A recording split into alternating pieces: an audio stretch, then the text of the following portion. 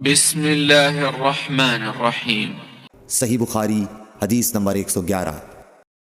جحیفہ کہتے ہیں کہ میں نے حضرت علی رضی اللہ عنہ سے پوچھا کہ کیا تمہارے پاس کوئی اور بھی کتاب ہے؟ انہوں نے فرمایا کہ نہیں مگر اللہ کی کتاب قرآن ہے، یا پھر فہم ہے جو وہ ایک مسلمان کو عطا کرتا ہے، یا پھر جو کچھ صحیفے میں ہے۔ میں نے پوچھا اس صحیفے میں کیا ہے؟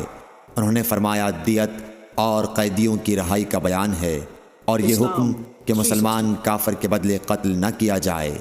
صحیح بخاری حدیث نمبر 112۔ قبیلہ خزاعہ کے کسی شخص نے بنو لیث کے کسی آدمی کو اپنے مقتول کے بدلے میں مار دیا تھا۔ یہ فتح مکہ والے سال کی بات ہے۔ رسول اللہ صلی اللہ علیہ وسلم کو یہ خبر دی گئی۔ آپ نے اپنی اونٹنی پر سوار ہو کر خطبہ پڑھا اور فرمایا کہ اللہ نے مکے سے قتل یا ہاتھی کو روک لیا۔ امام بخاری رحمۃ اللہ علیہ فرماتے ہیں اس لفظ کو شک کے ساتھ سمجھو۔ ایسا ہی ابو نعیم وغیرہ نے القتل اور الفیل کہا ہے۔ ان کے علاوہ دوسرے لوگ الفیل کہتے ہیں۔ پھر رسول اللہ صلی اللہ علیہ وسلم نے فرمایا کہ اللہ نے ان پر اپنے رسول اور مسلمانوں کو غالب کر دیا، اور سمجھ لو کہ وہ مکہ کسی کے لیے حلال نہیں ہوا، نہ مجھ سے پہلے اور نہ آئندہ کبھی ہوگا، اور میرے لیے بھی صرف دن کے تھوڑے سے حصے کے لیے حلال کر دیا گیا تھا۔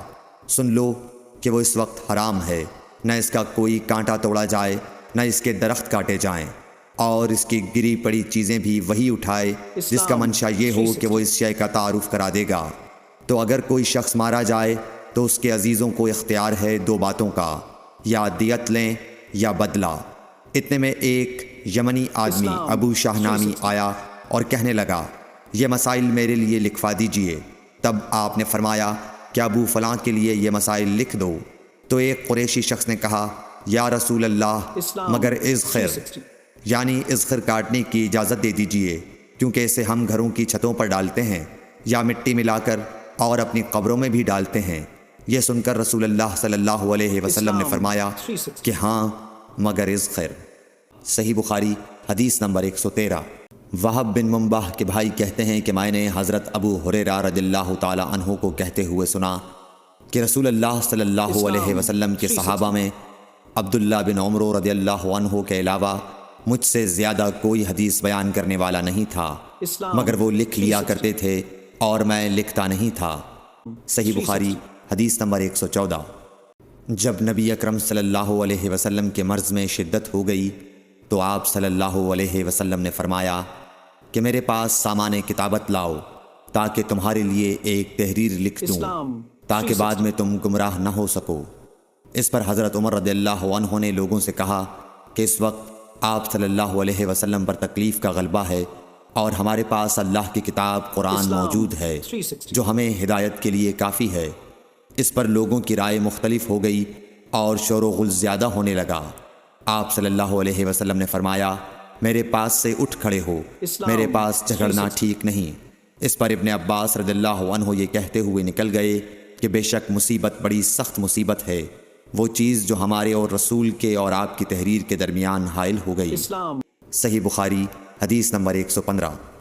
ایک رات نبی کریم صلی اللہ علیہ وسلم نے بیدار ہوتے ہی فرمایا کہ سبحان اللہ، آج کی رات کس قدر فتنے اتارے گئے ہیں اور کتنے ہی خزانے کھولے گئے ہیں۔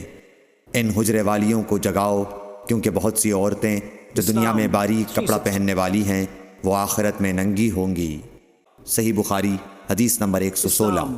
حضرت عبداللہ بن عمر رضی اللہ عنہ نے فرمایا کہ آخر عمر میں ایک دفعہ رسول اللہ صلی اللہ علیہ وسلم نے ہمیں عشاء کی نماز پڑھائی۔ جب آپ نے سلام پھیرا تو کھڑے ہو گئے اور فرمایا کہ تمہاری آج کی رات وہ ہے کہ اس رات سے 100 برس کے آخر تک کوئی شخص جو زمین پر ہے وہ باقی نہیں رہے گا۔ صحیح بخاری حدیث نمبر 117۔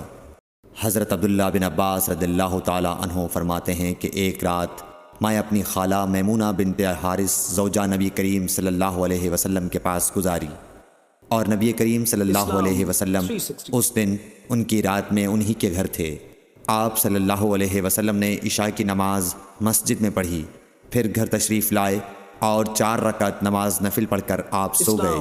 پھر اٹھے اور فرمایا کہ ابھی تک یہ لڑکا سو رہا ہے، یا اسی جیسا لفظ فرمایا۔ پھر آپ نماز پڑھنے کھڑے ہو گئے اور میں بھی وضو کر کے آپ کی بائیں جانب کھڑا ہو گیا تو آپ صلی اللہ علیہ وسلم نے مجھے دائیں جانب کھڑا کر لیا۔ تب آپ نے 5 رکعت پڑھیں، پھر 2 پڑھیں، پھر آپ سو گئے یہاں تک کہ میں نے آپ کے خراٹے کی آواز سنی، پھر آپ کھڑے ہو کر نماز کے لیے باہر تشریف لے آئے۔ صحیح بخاری حدیث نمبر 118۔ حضرت ابو ہریرہ رضی اللہ تعالیٰ عنہ کہتے ہیں کہ لوگ کہتے ہیں کہ ابو ہریرہ بہت حدیثیں بیان کرتے ہیں، اور میں کہتا ہوں کہ قرآن میں 2 آیتیں نہ ہوتیں تو میں کوئی حدیث بیان نہ کرتا۔ پھر یہ آیت پڑھی جس کا ترجمہ یہ ہے، جو لوگ اللہ کی نازل کی ہوئی دلیلوں اور آیتوں کو چھپاتے ہیں، آخر آیت رحیم تک۔ واقعہ یہ ہے کہ ہمارے مہاجرین بھائی تو بازار کی خرید و فروخت میں لگے رہتے تھے اور انصار بھائی اپنی جائیدادوں میں مشغول رہتے، اور ابو ہریرہ رسول اللہ صلی اللہ علیہ وسلم کے ساتھ جی بھر کر رہتا تاکہ آپ کی رفاقت میں شکم پوری سے بھی بے فکری رہے، اور ان مجلسوں میں حاضر رہتا جن مجلسوں میں دوسرے حاضر نہ ہوتے، اور وہ باتیں محفوظ رکھتا جو دوسرے محفوظ نہیں رکھ سکتے تھے۔ صحیح بخاری حدیث نمبر 119۔ ابو ہریرہ رضی اللہ عنہ کہتے ہیں کہ میں نے عرض کیا، یا رسول اللہ، میں آپ سے بہت سی باتیں سنتا ہوں مگر بھول جاتا ہوں۔ آپ صلی اللہ علیہ وسلم نے فرمایا، اپنی چادر پھیلاؤ۔ میں نے اپنی چادر پھیلائی، آپ صلی اللہ علیہ وسلم نے اپنے دونوں ہاتھوں کی چلو بنائی اور میری چادر میں ڈال دی، فرمایا کہ چادر کو بدن پر لپیٹ لو۔ میں نے چادر کو اپنے بدن پر لپیٹ لیا، پھر اس کے بعد میں کوئی چیز نہیں بھولا۔ صحیح بخاری حدیث نمبر 120۔ حضرت ابو ہریرہ رضی اللہ عنہ فرماتے ہیں کہ میں نے رسول اللہ صلی اللہ علیہ وسلم سے علم کے 2 برتن یاد کر لیے ہیں، ایک کو میں نے پھیلا دیا ہے اور دوسرا برتن اگر میں پھیلاؤں تو میرا یہ نرخرا کاٹ دیا جائے۔